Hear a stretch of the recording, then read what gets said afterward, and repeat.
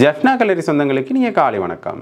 இலங்கையில் நாளாந்தம் வெளியாகும் பத்திரிகைகளின் முக்கிய செய்திகளை பற்றி பேப்பர் டைம் நிகழ்ச்சி கூடாக பார்த்து வருகின்றோம்.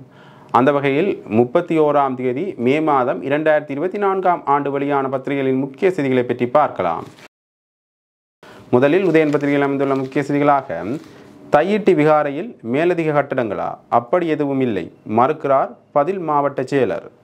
ஜாழ்ப்பாணம் தையிட்டி திஸ்ஸ விகாரைக்கு மேலதிகமாக அங்கு வேறு சில சட்டவிரோத கட்டடங்களும் அமைக்கப்பட்டுள்ளன என்று ஜாழ்ப்பாணம் மாவட்ட ஒருங்கிணைப்பு குழு கூட்டத்தில் நேற்று குற்றம் சாட்டப்பட்டது. ஜாழ்ப்பாணம் தையிட்டி திஸ்ஸ விகாரை சட்டவிரோத கட்டடம் என்றும் அதை அங்கிருந்து அப்புறப்படுத்துமாறும் பொதுமக்களின் நிலங்களை பொதுமக்களிடமே வழங்குமாறும் வலியுறுத்தி தொடர்ந்து போராட்டங்கள் நடத்தப்பட்டு வருகின்றன.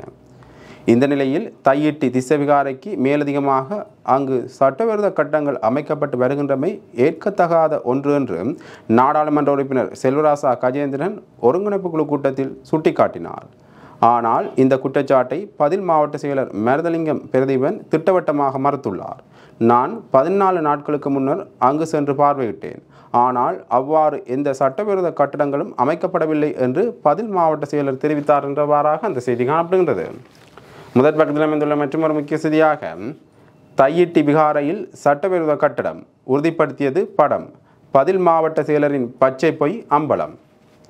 தையிட்டியில் திஸ்ஸ விகாரைக்கு மேலதிகமாக அந்த பகுதியில் வேறு சில சட்டவிரோத கட்டடங்களும் அமைக்கப்பட்டு வருகின்றன. இதனை எமது உதயனின் ஊடக புலனாய்வு அணி அங்கு சென்று இரகசியமான முறையில் பதிவு செய்த ஒளிப்படங்கள் உறுதிப்படுத்தியுள்ளன. குறித்த விகாரையில் சட்டவிரோத கட்டடங்கள் அமைக்கப்படுவதாக நேற்று நடைபெற்ற ஒருங்கிணைப்பு குழு கூட்டத்தில் குற்றச்சாட்டு முன்வைக்கப்பட்டது. அதற்கு யாழ்ப்பாண மாவட்ட பதில் மாவட்ட செயலர் அவ்வாறு எந்த கட்டடங்களும் அமைக்கப்படவில்லை என்று தெரிவித்திருந்தார். இந்த நிலையில் பதில் மாவட்ட செயலரின் கூற்றின் உண்மைத்தன்மையை உறுதி செய்யும் பொருட்டு உதயனின் ஊடக புலனாய்வு அணி தையிட்டி திஸ்ஸ விகாரைக்கு நேற்று சென்றிருந்தது. விகாரைக்கு மேலதிகமாக அங்கு அமைக்கப்படும் சட்டவிரோத கட்டடங்களை எமது ஊடக புலனாய்வு அணி அவதானித்ததுடன் அவற்றை புகைப்படங்களாகவும் பதிவு செய்தது. இதன் மூலம் மக்கள் நலனுக்காக பாடுபட வேண்டிய ஓர் அதிகாரியான ஜாழ் மாவட்ட பதில் அரசு அதிபர் நேற்றைய ஒருங்கிணைப்பு குழு கூட்டத்தில் தவறான பொய்யான தகவல்களை வழங்கி எல்லோரையும் ஏமாற்றியுள்ளார் என்று உறுதியாகியுள்ளது என்றவாறாக அந்த செய்தி காணப்படுகின்றது. முதற் பக்கத்தில் அமைந்துள்ள மற்றொரு முக்கிய செய்தியாக, காணிகளை சுவீகரிக்க ஜாழ்ப்பாணத்தில் தடை, ஒருங்கிணைப்பு குழுவில் தீர்மானம். ஜாழ்ப்பாணத்தில் முப்படையினருக்காகவோ அல்லது போலீசாருக்காகவோ காணி சுவீகரிப்பை மேற்கொள்வதற்கு மாவட்ட ஒருங்கிணைப்பு கூட்டத்தில் தடை விதிக்கப்பட்டுள்ளது. ஜாழ்ப்பாணம் மாவட்ட ஒருங்கிணைப்பு குழு கூட்டம் ஜாழ்ப்பாணம் மாவட்ட செயலகத்தில் நேற்று நடைபெற்றது. இதன்போது ஜாழ்ப்பாணத்தில் பரவலாக முன்னெடுக்கப்படும் காணி சுவீகரிப்பு நடவடிக்கைகள் தொடர்பில் கூட்டத்தில் தெரிவிக்கப்பட்டது. தமிழரசு கட்சியின் நாடாளுமன்ற உறுப்பினரான ஸ்ரீதரன் வலிகாம மேற்கு சுழிபுரம் திருவடி நிலையில் 2 குடும்பங்களுக்கு சொந்தமான காணிகளை கடற்படையினர் தங்களின் தேவைக்காக சுவீகரிப்பதற்கு முயற்சிகளை மேற்கொண்டுள்ளனர். பொதுமக்களின் விருப்பத்திற்கு மாறாகவே இந்த சுவீகரிப்பு நடவடிக்கைகள் முன்னெடுக்கப்படுகின்றன. இந்த எதிர்ப்பு நடவடிக்கையில் நானும் கலந்து கொண்டு விட்டே வந்துள்ளேன் என்று தெரிவித்தார். மக்களின் காணிகள் மக்களுக்கே வழங்கப்பட வேண்டும் என்றும் அவற்றை படையினருக்கோ அல்லது போலீசாருக்கோ வழங்க முடியாது என்றும் கூட்டத்தில் சுட்டிக்காட்டப்பட்டது.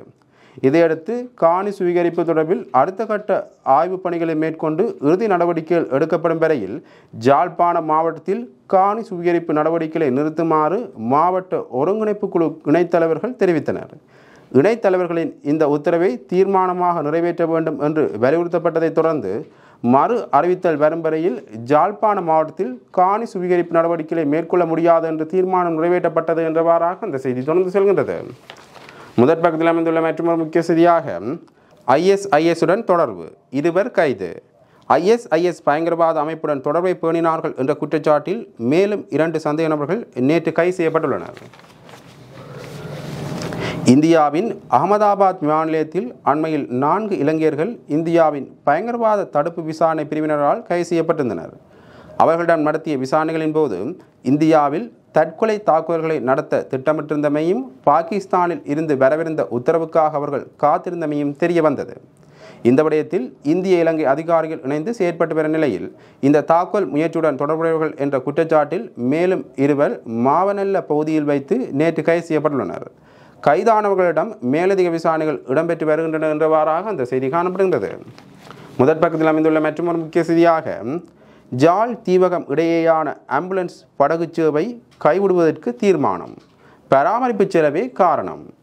ஜாழ்ப்பாணம் தீவகங்களுக்கு இடையில் மேற்கொள்ளப்படும் ஆம்புலன்ஸ் படகு சேவை நிறுத்தப்பட உள்ளதாக அறிவிக்கப்பட்டுள்ளது. ஜாழ்ப்பாணம் தீவகங்களுக்கு இடையிலான படகு சேவை கடந்த 2006ஆம் ஆண்டு முதல் கியூ மெடிக்கா தொண்டு நிறுவனத்தினால் மேற்கொள்ளப்பட்டு வருகின்றது.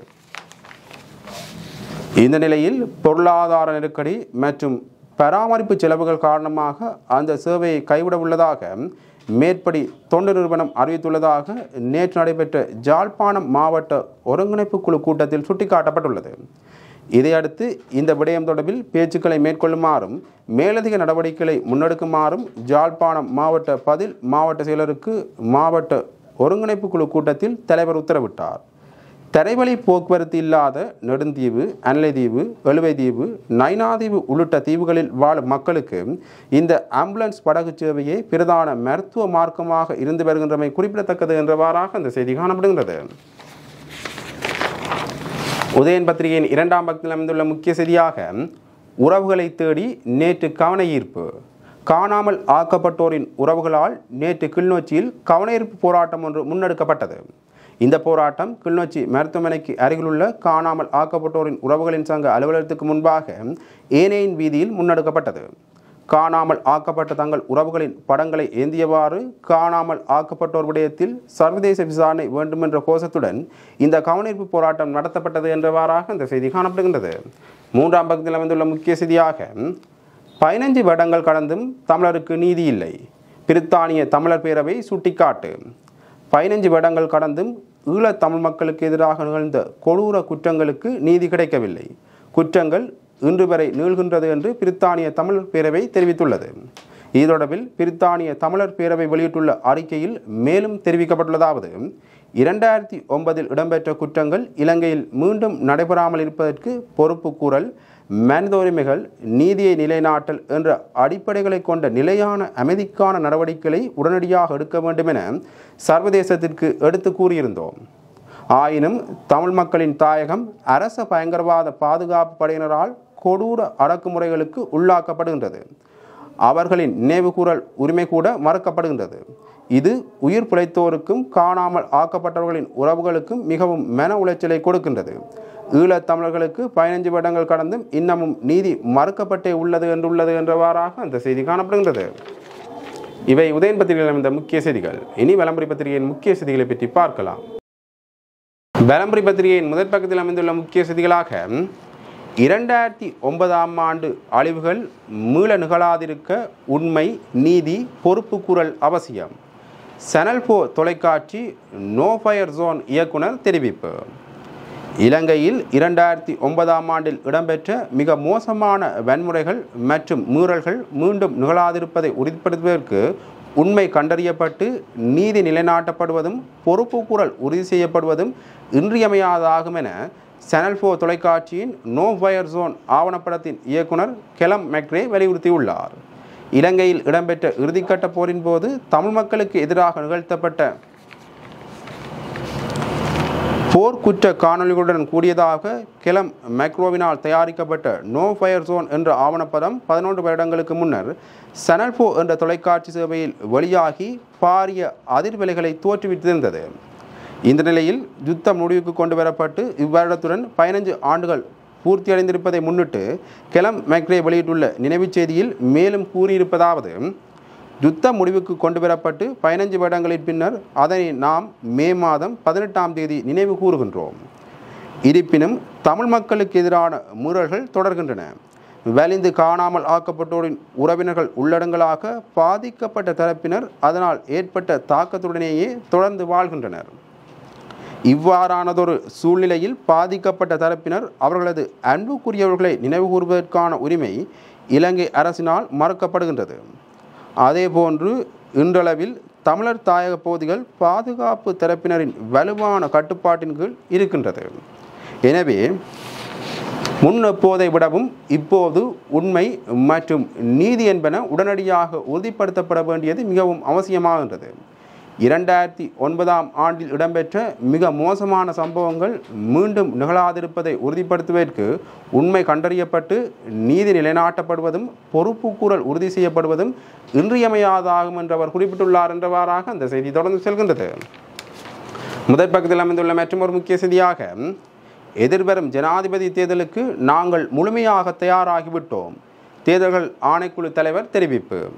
எதிர்வரும் ஜனாதிபதி தேர்தலுக்கு நாங்கள் தயாராகிவிட்டோம் என தேர்தல்கள் ஆணைக்குழு தலைவர் ரத்நாயக்க தெரிவித்துள்ளார். ஊடகம் ஒன்றுக்கு கருத்து தெரிவித்த தேர்தல்கள் ஆணைக்குழு தலைவர், பாராளுமன்ற தேர்தல் 2025ஆம் ஆண்டு நடைபெறவுள்ள நிலையில் ஜனாதிபதி தேர்தலை செப்டம்பர் 17ஆம் தேதிக்கும் அக்டோபர் 16ஆம் தேதிக்கும் இடையில் நடத்த வேண்டும் என ஆணைக்குழுவின் நிலைப்பாடு ஏற்கனவே அரசாங்கத்திற்கு தெரிவிக்கப்பட்டுள்ளதாக ரத்நாயக்க தெரிவித்தார். ஏற்கனவே நிதி ஒதுக்கீடு செய்யப்பட்டுள்ள நிலையில் எதிர்வரும் ஜனாதிபதி தேர்தலுக்கு நாங்கள் முழுமையாக தயாராகிவிட்டோம் என்றும் அவர் தெரிவித்துள்ளார். மேலும் ஜூலை இறுதி மற்றும் ஆகஸ்ட் மாத தொடக்கத்தில் ஜனாதிபதி தேர்தல் அறிவிக்கப்படும் என்றார் என்றவாறாக இந்த செய்தி தொடர்ந்து செல்கின்றது. முதற் பக்கத்தில் அமைந்துள்ள மற்றொரு முக்கிய செய்தியாக, ஜூன் 4ஆம் தேதி பாராளுமன்றம் எதிர்வரும் 4ஆம் தேதி முதல் 7ஆம் தேதி வரை கூட்டப்படவிருப்பதாக பாராளுமன்ற செயலாளர் நாயகம் குசானி ரோகணதீர தெரிவித்தார். இதற்கமைய ஜூன் 4ஆம் தேதி முற்பகல் 9:30 மணி முதல் 10:30 மணி வரையான நேரம் வாய்மூல விடைக்காக ஒதுக்கப்பட்டிருப்பதுடன் முற்பகல் 10:30 மணி முதல் பிற்பகல் 5 மணி வரை பெண்களின் வலுவூட்டல் சட்டம் மூலம் தொடர்பான 2வது மதிப்பீட்டு விவாதம் நடத்தப்பட உள்ளது. ஜூன் 6ஆம் தேதி முற்பகல் 9:30 மணி முதல் முற்பகல் 10:30 மணி வரை வாய்மூல விடைக்கான கேள்விகளுக்காக நேரம் ஒதுக்கப்பட்டுள்ளது. இதனைத் தொடர்ந்து முற்பகல் 10:30 மணி முதல் பிற்பகல் 5 மணி வரை இலங்கை மின்சாரம் சட்டம் மூலம் 2வது மதிப்பீட்டு விவாதம் நடத்தப்பட உள்ளது. அன்றைய தினம் பிற்பகல் 5 மணி முதல் பிற்பகல் 5:30 மணி வரை எதிர்க்கட்சியினால் கொண்டுவரப்படும் ஒத்திவைப்பு வேளையின் போதான பிரேரணை விவாதம் நடைபெறும். ஜூன் 7ஆம் தேதி முற்பகல் 9:30 மணி முதல் முற்பகல் 10:30 மணி வரை வாய்மூல விடைக்கான கேள்விகளுக்கான நேரம் ஒதுக்கப்பட்டுள்ளன என்றவாறாக அந்த செய்தி காணப்படுகின்றது. முதற் பக்கத்தில் அமைந்துள்ள மற்றொரு முக்கிய செய்தியாக, தமிழின படுகொலையை இலங்கை அரசு ஏற்க வேண்டும், அமெரிக்காவில் தயாராகும் பிரேரணை. தமிழ் மக்கள் இனப்படுகொலை செய்யப்பட்டனர் என்பதை இலங்கை ஏற்றுக்கொள்ள வேண்டும் என்ற 3 காரணிகளை முன்வைத்து அமெரிக்க காங்கிரஸ் இலங்கைக்கு எதிரான பிரேரணையை தயாரித்து வருவதாக தெரிவிக்கப்பட்டுள்ளது. ஈழத் தமிழ் மக்களுடன் ராஜதந்திர தொடர்புகளை பலப்படுத்த வேண்டும், அமெரிக்காவும் ஏனைய சர்வதேச சமூகங்களும் இணைந்து தமிழ் மக்களின் சுய உரிமைகளுக்காக குரல் கொடுக்க வேண்டும் மற்றும் தமிழ் மக்கள் இனப்படுகொலை செய்யப்பட்டனர் என்பதை இலங்கை ஏற்றுக்கொள்ள வேண்டும் என்ற 3 காரணிகளை முன்வைத்து பிரேரணை தயாரிக்கப்பட்டு வருவதாக கூறப்படுகின்றது. அண்மையில் அமெரிக்க தூதுவர் வடக்குக்கு சென்று முன்னாள் போராளிகளை சந்தித்திருந்தார். தூதுவருக்குரிய நடவடிக்கைகளுக்கு அப்பால் சென்று இலங்கையின் உள்ளக விவகாரங்களில் அமெரிக்கா தலையிடுவதாக இலங்கையின் பாதுகாப்பு தரப்பு குற்றம் சுமத்தியிருந்தது. இந்நிலையில் இலங்கையின் இராணுவ அதிகாரிகள் சிலர் மீது அமெரிக்கா போன்ற நாடுகள் எதிர்ப்பினை வெளியிட்டிருந்தன. இவ்வாறான ஒரு பின்னணியில் அமெரிக்காவின் காங்கிரஸ் கட்சி இலங்கைக்கு எதிராக பிரேரணை ஒன்றை முன்வைக்க திட்டமிட்டுள்ளதாக கூறப்படுகின்றது. தமிழ் அமெரிக்கர்களின் ஐக்கிய அரசியல் நடவடிக்கை குழு இலங்கையில் சமத்துவம் மற்றும் நிவாரணத்திற்கான மக்கள் குழு மற்றும் உலகளாவிய தமிழ் அமைப்புகளுக்கான கட்டமைப்பு ஆகியவையே இதற்கான அழுத்தத்தினை பிரயோகித்துள்ளதாக தெரிவிக்கப்படுகின்றது என்றவாறாக அந்த செய்தி காணப்படுகின்றது. முதற் பக்கத்தில் அமைந்துள்ள மற்றொரு முக்கிய செய்தியாக, ஜனாதிபதி தேர்தலில் தமிழ் பொது வேட்பாளர் காலத்தின் தேவை, சித்தார்த்தன் தெரிவிப்பு. எதிர்வரும் ஜனாதிபதி தேர்தலில் தமிழர் தரப்பு சார்பில் பொது வேட்பாளரை களமிறக்குவது இன்றைய காலகட்டத்தின் தேவை என பாராளுமன்ற உறுப்பினர் தர்மலிங்கம் சித்தார்த்தன் தெரிவித்துள்ளார். ஜாலில் இடம்பெற்ற ஊடகவியலாளர் சந்திப்பில் கலந்து கொண்டு கருத்து தெரிவிக்கும் போதே அவர் இவ்வாறு தெரிவித்துள்ளார். பாராளுமன்ற தேர்தலாக இருந்தால் என்ன, ஜனாதிபதி தேர்தலாக இருந்தால் என்ன, அந்த காலத்திற்கு தேர்தல் நடத்தப்பட வேண்டும். தேர்தலை பிற்போட்டு தொடர்ந்து வந்த அரசாங்கங்கள் தான் விரும்பியபடி ஜனநாயகத்தை மறுக்கின்ற செயற்பாட்டை தொடர்ந்து மேற்கொண்டு வருகின்றது. பொது வேட்பாளர் விடயத்தில் அது இன்றைய காலகட்டத்தின் தேவையென உணர்ந்து தமிழ் தரப்புகள் அனைவரையும் இயன்றவரை இணைத்து இந்த ஜனாதிபதி தேர்தலை ஒன்றுபடுத்த முடியும் என நாம் கூறி வருகின்றோம். பொது வேட்பாளர் ஒருவரை கொண்டு வருவதன் மூலம் சரியான நிலைப்பாட்டை எடுக்கக்கூடிய அரசியல் சக்திகளுக்கும் தென்னிலங்கைக்கும் சர்வதேசத்திற்கும் எடுத்துக் கூற முடியும் என அவர் மேலும் தெரிவித்துள்ளார் என்றவாறாக அந்த செய்தி காணப்படுகிறது. தினகரன் பத்திரிகையின் முதல் பக்கத்தில் அமைந்துள்ள முக்கிய செய்திகளாக முக்கிய காரணங்கள் எதுவுமில்லாமல் இலங்கை ஆண்கள் ரஷ்யா செல்ல தடை, செல்வதாக இருந்தால் பாதுகாப்பு அமைச்சின் அனுமதியை கட்டாயம் பெற வேண்டும். வெளிவார இராஜாங்க அமைச்சர் தாரக பாலசூரிய தெரிவிப்பு. இலங்கையர்கள் ரஷ்யாவுக்கு முக்கிய காரணங்கள் இல்லாமல் செல்வது தற்காலிகமாக நிறுத்தப்பட உள்ளது. அத்துடன் இலங்கையிலிருந்து ஆண்கள் ரஷ்யாவுக்கு செல்வதாக இருந்தால் பாதுகாப்பு அமைச்சின் அனுமதியை பெற வேண்டும் என்பது கட்டாயமாக்கப்பட்டுள்ளது என தெரிவித்த வெளிவார இராஜாங்க அமைச்சர் தாரக பாலசூரிய இலங்கையின் விசேட குழுவினர் எதிர்வரும் 5ஆம் தேதி ரஷ்யாவுக்கு செல்ல உள்ளதாகவும் கூறினார். அத்துடன் ரஷ்யாவில் உள்ள இலங்கையர்களை மீட்க ரஷ்யாவுக்கான முன்னாள் தூதுவர் உதயங்க வீரதுங்கவின் ஒத்துழைப்பை பெற்றுக்கொள்ள அரசாங்கம் தீர்மானித்துள்ளதாக வெளியாகியுள்ள செய்தி பொய்யானது எனவும் அவர் குறிப்பிட்டுள்ளார். வெளிவார அமைச்சில் நேற்று வியாழக்கிழமை நடத்திய ஊடக சந்திப்பிலேயே இவ்வாறு தெரிவித்த அவர் மேலும் கூறுகையில், போலியான வாக்குறுதிகளை நம்பியே இலங்கையர்கள் ரஷ்யாவுக்கு சென்றுள்ளார்கள். இவ்வாறு விசிட் விசா முறைமையின் ஊடாக ரஷ்யாவுக்கு சென்ற 455 இலங்கையர்கள் தற்போது நெருக்கடிக்குள்ளாகியுள்ளனர்.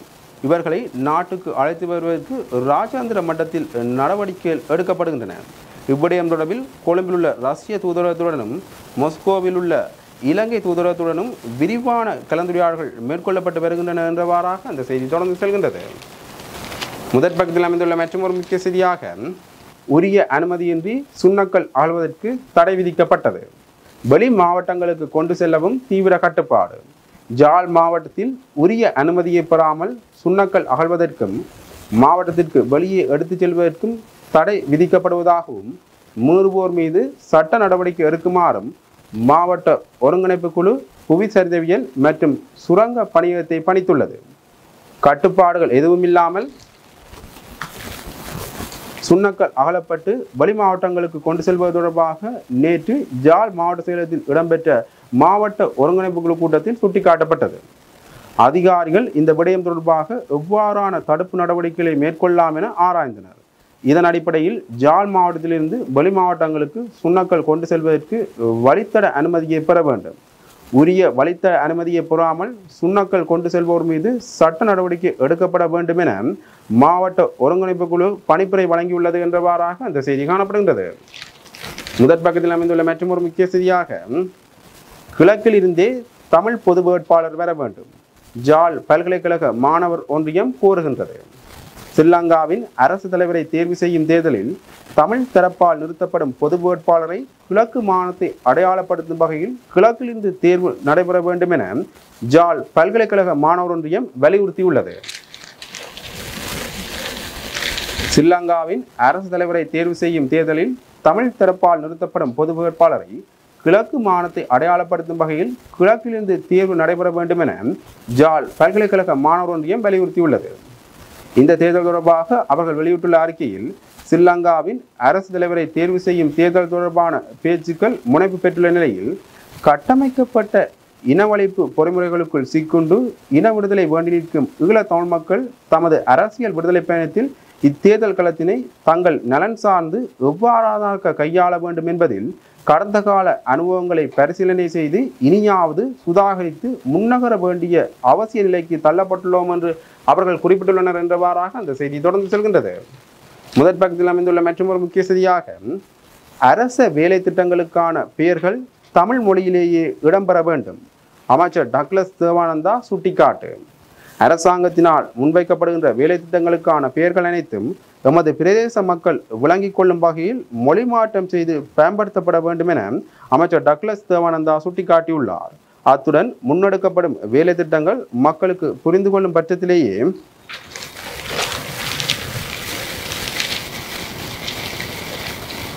குறித்த திட்டங்களுடன் எமது மக்கள் ஒன்றிணைந்து ஆத்மார்த்தமான ஈடுபாட்டை வெளிப்படுத்த முடியும் எனவும் அமைச்சர் டக்ளஸ் தேவானந்தா தெரிவித்துள்ளார். 2024ஆம் ஆண்டுக்கான பன்முகப்படுத்தப்பட்ட நிதி ஒதுக்கீட்டில் முன்மொழியப்பட்டு இறுதி செய்யப்பட்டு வினைத்திறனாக நடைமுறைப்படுத்துவதற்கான அனுமதி வழங்கும் கலந்துரையாடல் மாவட்டத்தின் ஒருங்கிணைப்பு குழு தலைவரும் அமைச்சருமான டக்ளஸ் தேவானந்தா தலைமையில் நடைபெற்றது. ஜாழ் மாவட்ட செயலகத்தில் அரசு அதிபரின் ஒழுங்குபடுத்தலில் நடைபெற்ற இந்த கலந்துரையாடல் கிடைத்துள்ள சந்தர்ப்பத்தை மக்களுக்கானதாக வினைத்திறனுடன் பெற்றுக் கொடுக்க வேண்டும் என்பதே எனது நோக்கம் என அமைச்சர் டக்ளஸ் தேவானந்தா வலியுறுத்தியிருந்தார் என்றவாறாக அந்த செய்தி தொடர்ந்து செல்கின்றது. முதற் பக்கத்தில் அமைந்துள்ள மற்றொரு முக்கிய செய்தியாக சுழிபுரம் காட்டுப்புலத்தில் கடற்படை முகாமிற்கு காணி சுவீகரிக்க முயற்சி மக்களின் எதிர்ப்பினால் கைவிடப்பட்டது.